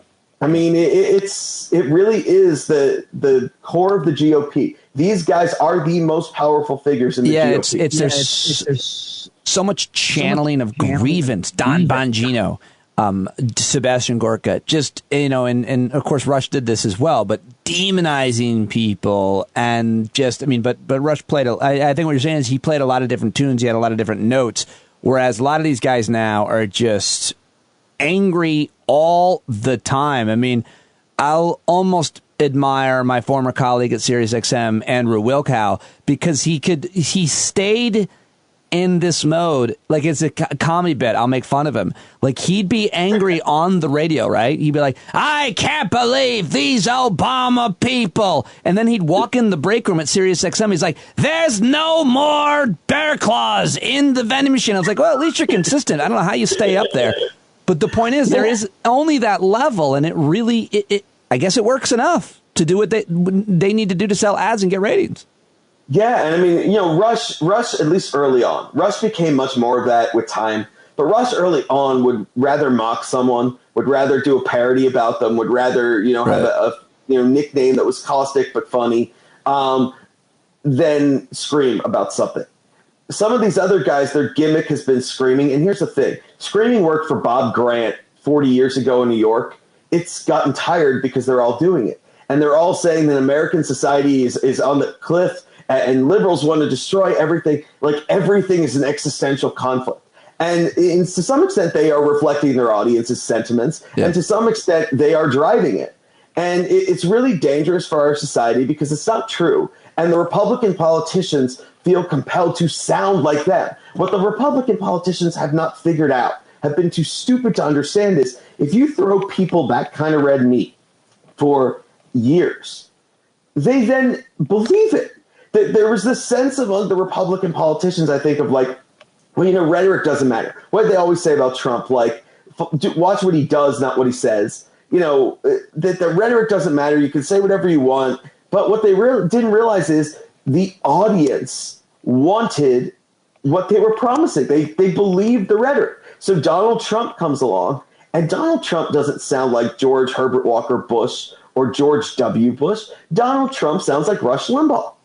Caustic nicknames, attacking the mainstream media. If I'm going to give him credit for anything, it's that he's never dull. He's always, you never know what you're going to get out of him. And he's putting on a show. And he's terrified of the base. He's literally the president that talk radio made. And it was why Sean Hannity and Rush Limbaugh, these guys were in his ear the whole time. Because, he understood that they were the guys who were doing his shtick way before him. I think the examples that best demonstrate what you're saying and what you've been writing in places like the Washington Post and, of course, your book as well, is that he couldn't, that his people, his cabinet secretaries, his administration couldn't really succeed with his own initiatives because he acted like a talk show host, meaning he did a new show every day. And if today's show contradicts yesterday's show, then Mike Pompeo's screwed because he just flew over with yesterday's show to, on a pretty big deal policy with the Chinese or with North Koreans. And he's there with the orders to carry out the message on behalf of the president, like every Secretary of State ever has.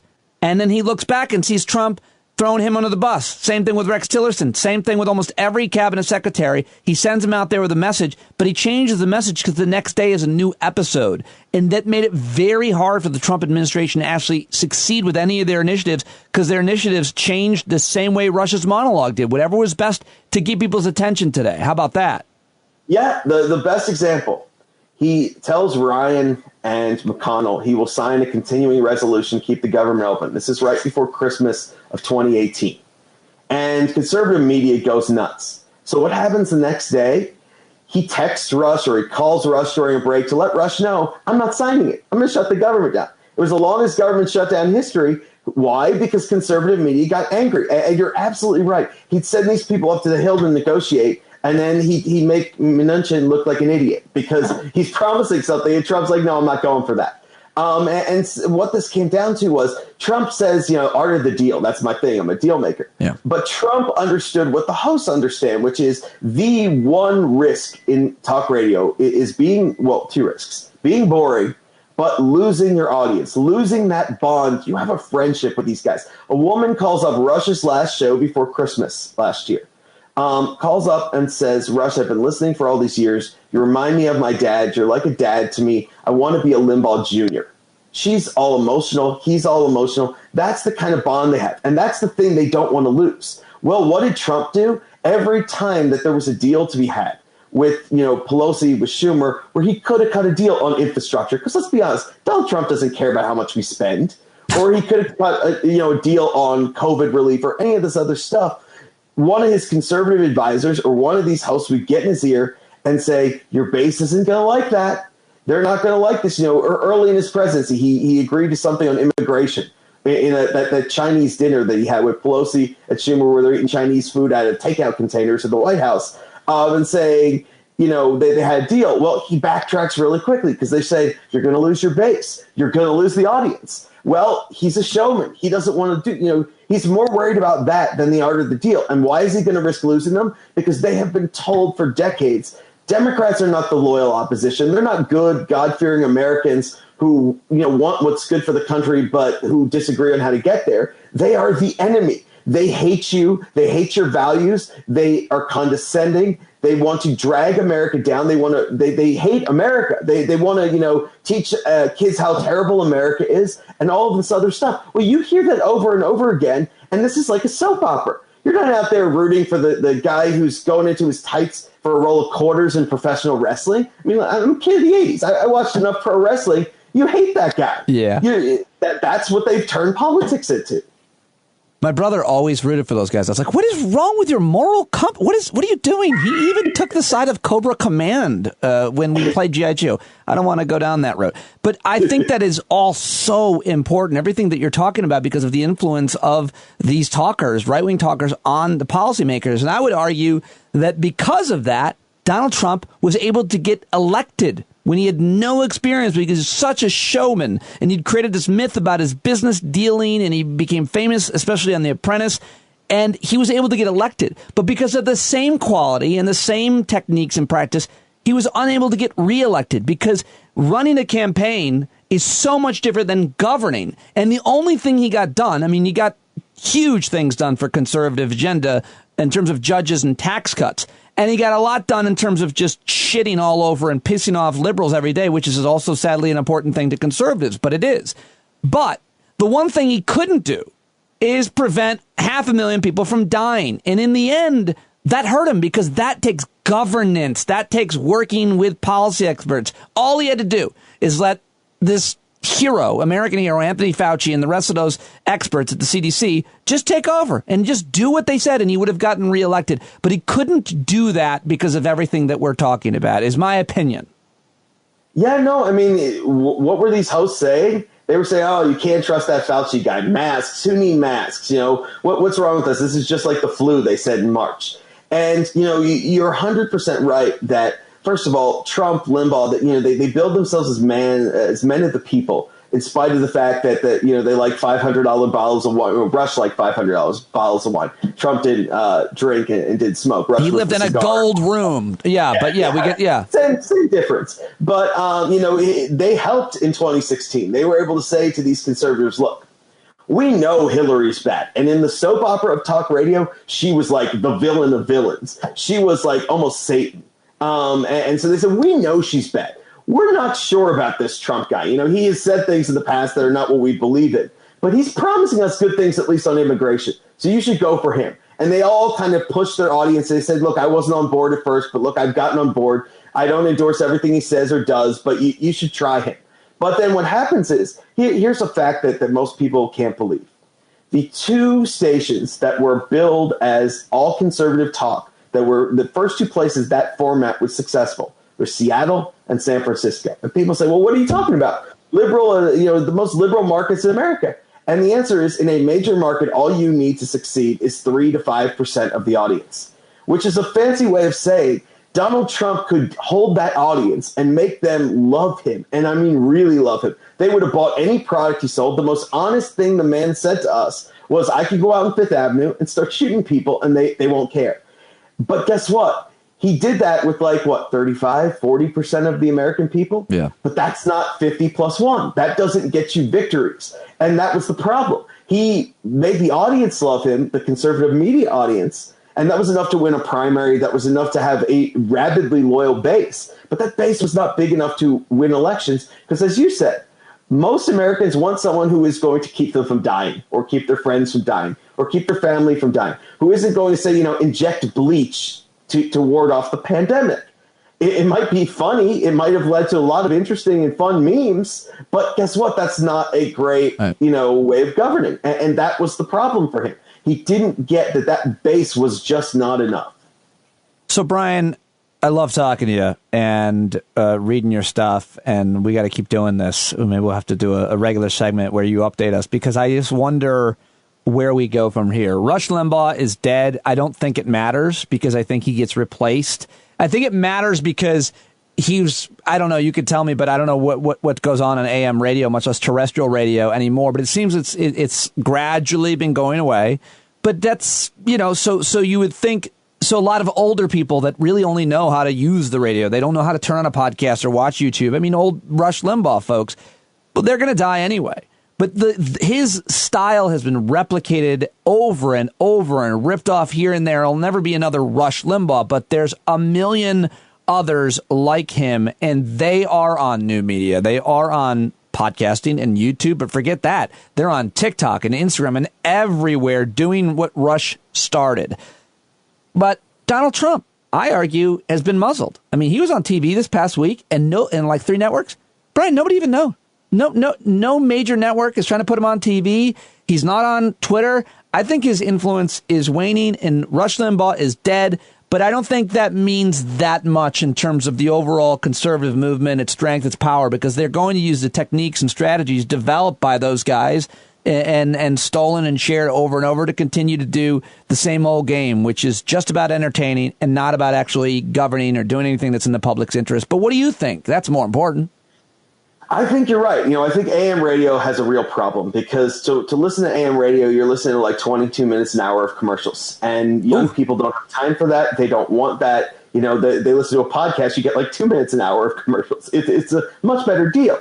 And so I think AM radio, unless it goes back to being local and being rooted in communities, because that's one thing the AM stick has that positive or that the podcasts don't really have, I think AM radio is in trouble. But you're right, the content is going nowhere. And it's not just the Ben Shapiros, people who appeal, Charlie Kirk, who appeal to those younger owning the lib conservatives. And let's be honest, the most important thing for Republican politicians is, do you own the libs? Are you Matt Gaetz? Are you these people who are doing ridiculous things? Madison Cawthorn, Lauren Boebert with her guns behind her head in congressional hearings. These people who are nuts, but they draw attention and they're a good show. And if you're extreme, they love you. But here's the thing.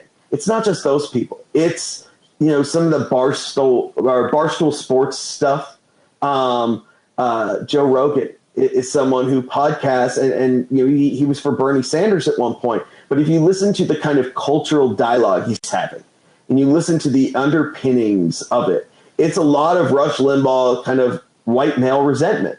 I did the show. I did a show. I was on for 3 hours. And wow.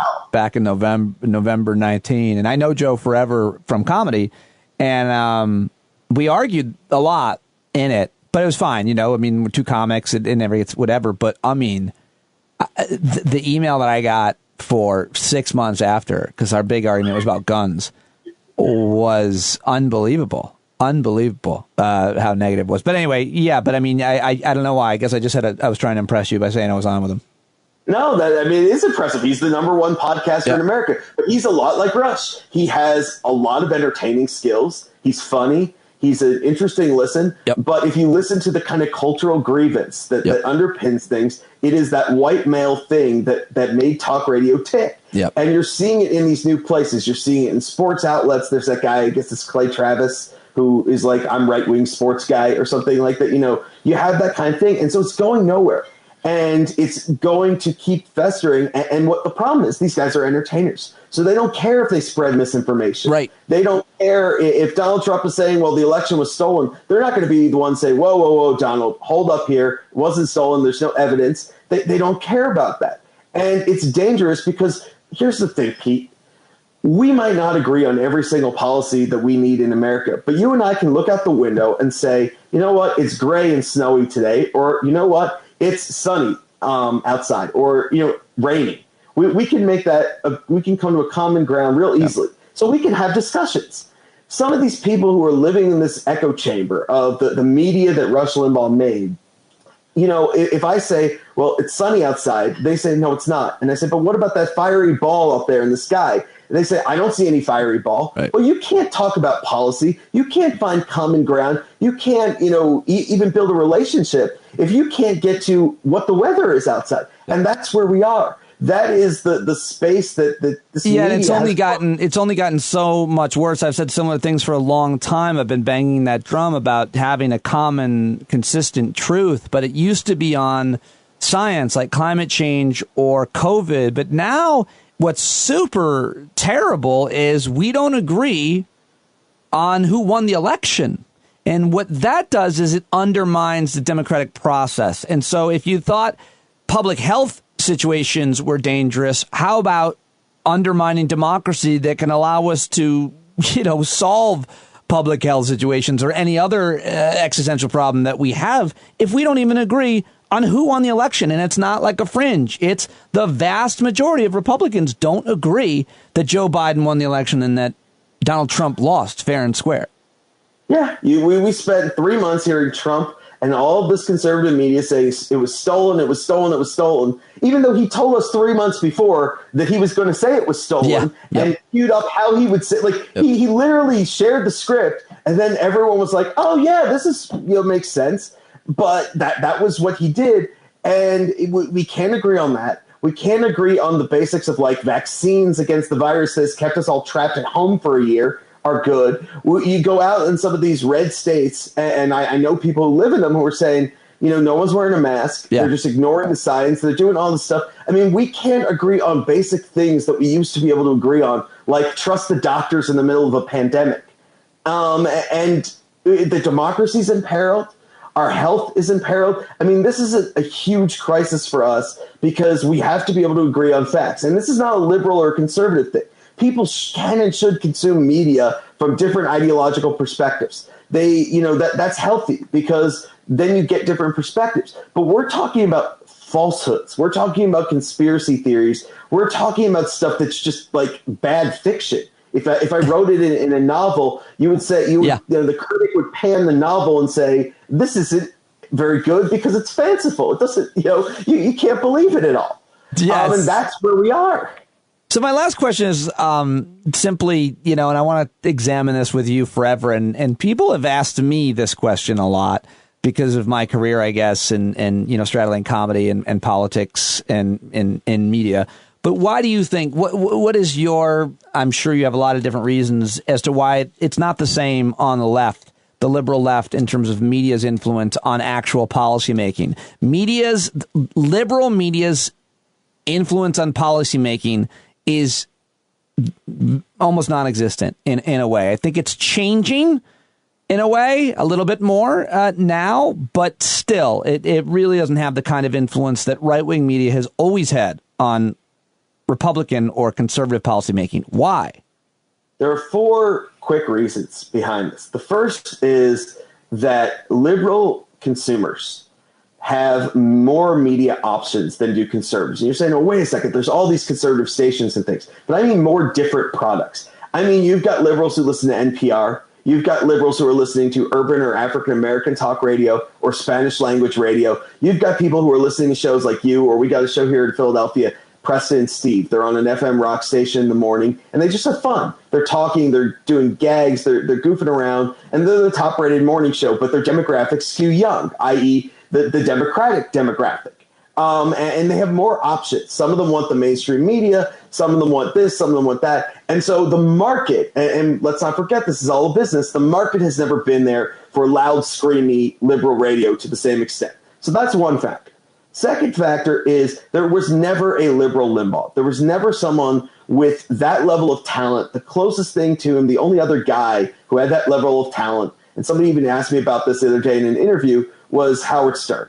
And Howard just didn't do politics that much. He would dabble in it, but that wasn't the main focus of the show. There were talented people, but of the next level, people like Tom Hartman, who just didn't build quite the same following. And without that, what Rush did is people would tune in early before his show, maybe an hour before. and they might leave the radio on afterwards. And that gave ratings and revenue to whole stations because they were rush stations. And there hasn't been someone who could do that, who you could build an entire station around.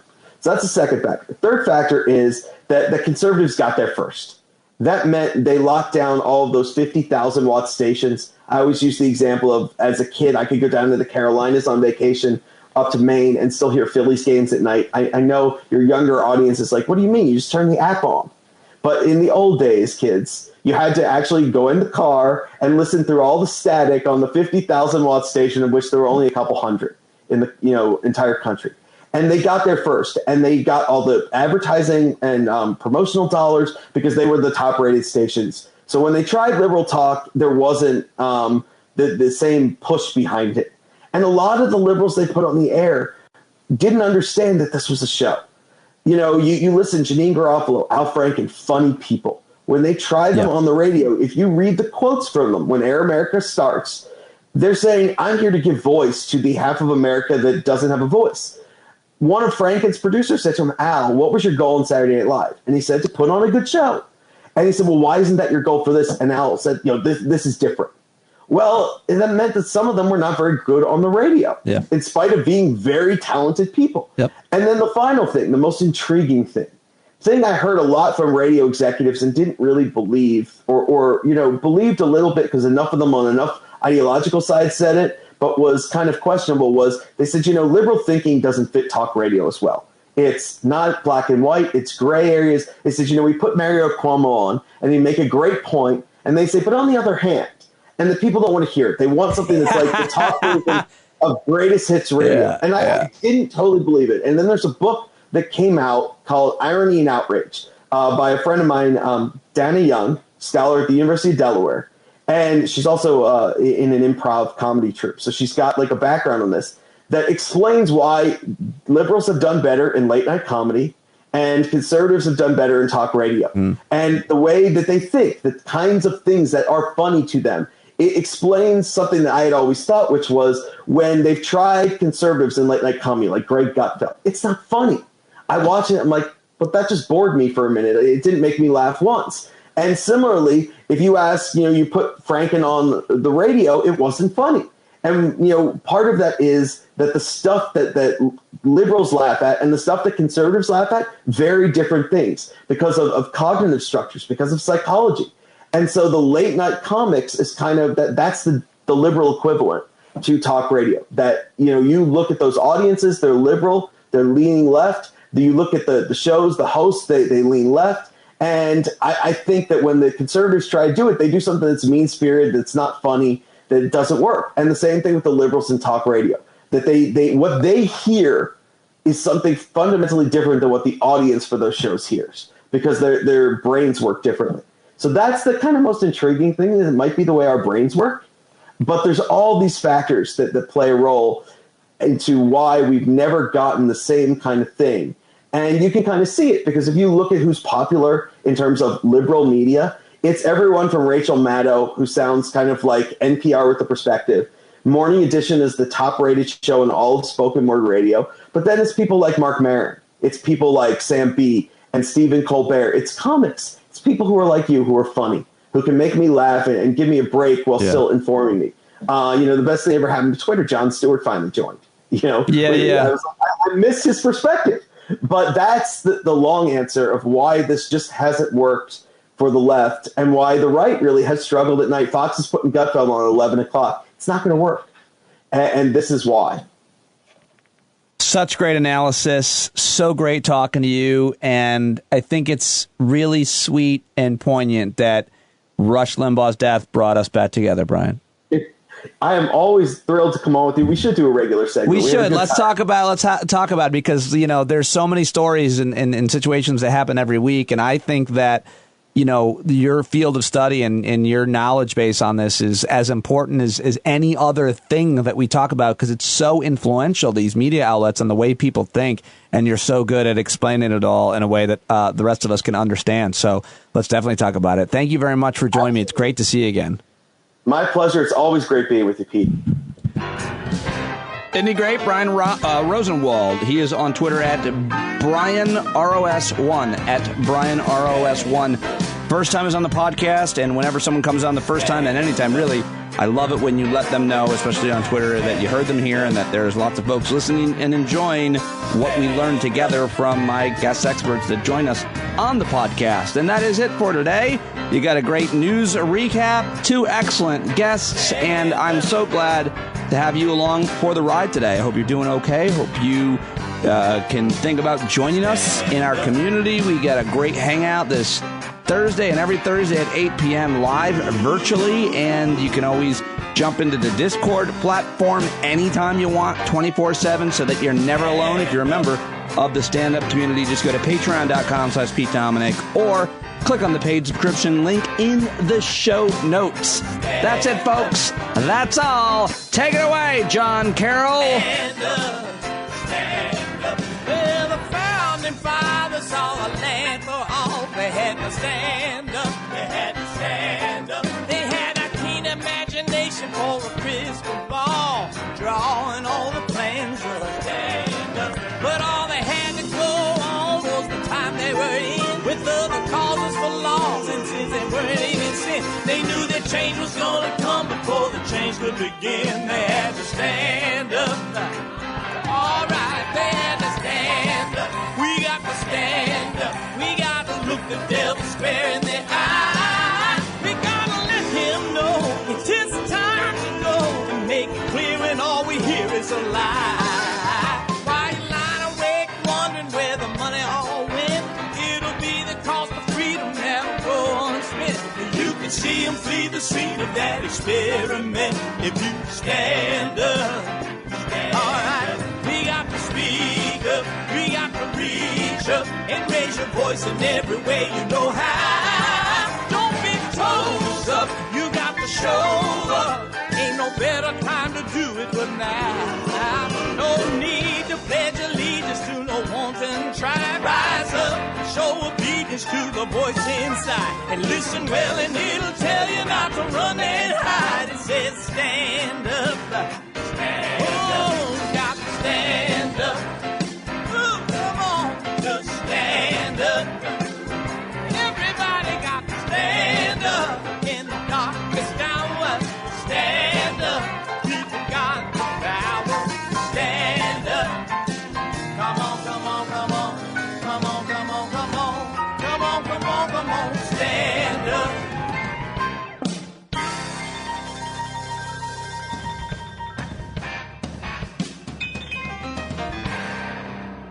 And now, J.L. Covan delivers obituary for Rush Limbaugh as Donald Trump. Today, I'm a little emotional. We got some horrible news. We lost a giant of AM radio, somebody that was such a great American. You know, he spoke so forcefully against all the people trying to destroy America. Women, blacks, gays, immigrants, people that didn't like me. Rush Limbaugh. Heaven has called home one of its angels to join the great Fred Trump and my friend Jeffrey Epstein, just looking down upon us. His work on earth was done. That's why, you know, I'm a little emotional. That's why I'm listening to Boys to Felons. The African Americans singing about loss. It's kind of a nice song. I mean, I wouldn't want to walk down the street and see those guys, but they sure can sing. You remember the only time I played this song was when we thought my great friend Kim Jong-un had passed, but he didn't because he's very strong. But Rush Limbaugh, I know Don Jr. right now is distraught, and he's snorting oxy with Kim Gargoyle in your honor. You know how the blacks say pour one out for my homies? Well, Don Jr. and Kim are snorting about 50 for you, Rush. You're our homie, okay? And you've been called home to God or whoever. And, you know, hopefully your wife will give me that Presidential Medal of Freedom back. You know, you don't need it anymore because I'd just like to, eBay, we're looking for a little legal defense money. So I think a Presidential Medal of Freedom can get a lot of money on eBay, or or on Parler. So we'll miss you, Rush, and I got to go golf now. We'll see what happens. We'll see what happens. Bye-bye.